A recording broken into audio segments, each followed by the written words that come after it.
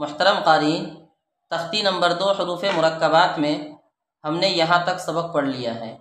آج کے دن ہم جیم ہا خا سے لے کر یہاں تک تمت تک پڑھیں گے انشاءاللہ۔ تو چلیے آج کے سبق کا آغاز کرتے ہیں۔ بسم اللہ الرحمن الرحیم۔ جیم ہا خا حا تا خا با جیم تا تا حا تا یا جیم با صاد حا با با خا تا۔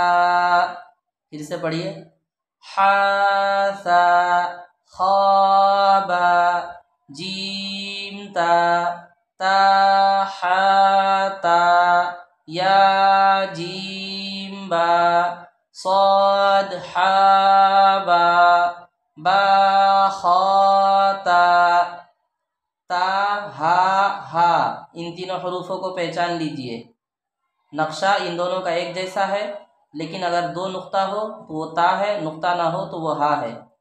تا ہا ہا با تا یا ہا۔ دیکھیے یہ دونوں حروف ایک جیسے لکھے ہوئے ہیں، لیکن ان میں فرق کریں گے آپ نقطوں کی وجہ سے۔ اگر دو نقطہ ہو تو وہ تا ہے، نقطہ نہ ہو تو وہ ہا ہے۔ با تا یا ہا تا ہا یا ہا با با ہا الف با ہا میم دال ذال را زا۔ یہاں پر بھی دیکھ لیجئے دال ذال، یہ دونوں ایک جیسے لکھے ہوئے ہیں، لیکن ان دونوں میں آپ فرق کریں گے نقطے کی وجہ سے۔ اگر نقطہ ہو تو وہ زال ہے، نقطہ نہ ہو تو وہ دال ہے۔ را زا، ان دونوں میں بھی آپ فرق کریں گے نقطے کی وجہ سے۔ نقطہ ہو تو وہ زا ہے، نقطہ نہ ہو تو وہ را ہے۔ دال ذال را زا جیم دال خا دال جیم را خا زا یا را تا زا میم دال کاف دال فا را میم زا سین شین صاد ضاد طا ظا۔ اس میں بھی آپ دیکھ لیجئے سین شین یہ دونوں ایک جیسے لکھے ہوئے ہیں، آپ اس میں فرق کریں گے نقطے کی وجہ سے۔ تین نقطہ ہو تو وہ بڑی شین ہے، نقطہ نہ ہو تو وہ چھوٹی سین ہے۔ صاد، لیکن ان میں آپ فرق کریں گے نقطے کی وجہ سے۔ اگر نقطہ ہو تو وہ ضاد ہے، نقطہ نہ ہو تو وہ صاد ہے۔ طا ظا، یہ دونوں بھی ایک جیسے لکھے ہوئے ہیں، آپ ان میں بھی فرق کریں گے نقطے کی وجہ سے۔ اگر نقطہ ہو تو وہ ظا ہے، نقطہ نہ ہو تو وہ طا ہے۔ تو آپ پڑھیں سین شین صاد ضاد طا ظا۔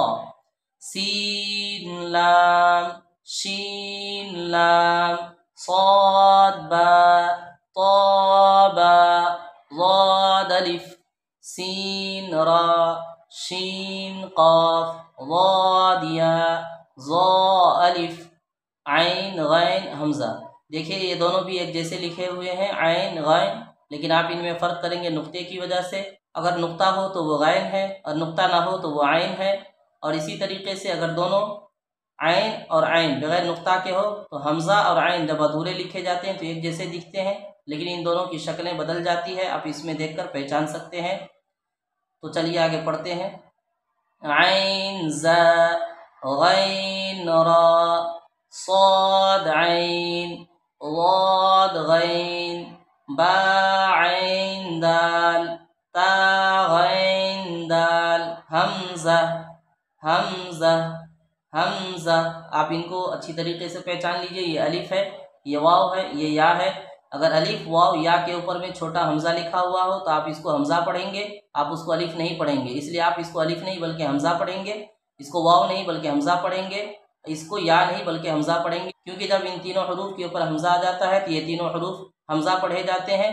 آگے دیکھیے فا قاف واو میم قاف واو فا واو فا قاف لام قاف فا لام یا فا حامیم کاف میم لام میم تامیم تامیم تا۔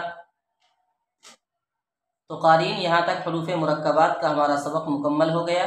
اب انشاءاللہ ہم امتحان اگلے سبق میں پڑھیں گے۔ اسی پر اتفاق کرتے ہیں۔ السلام علیکم ورحمۃ اللہ وبرکاتہ۔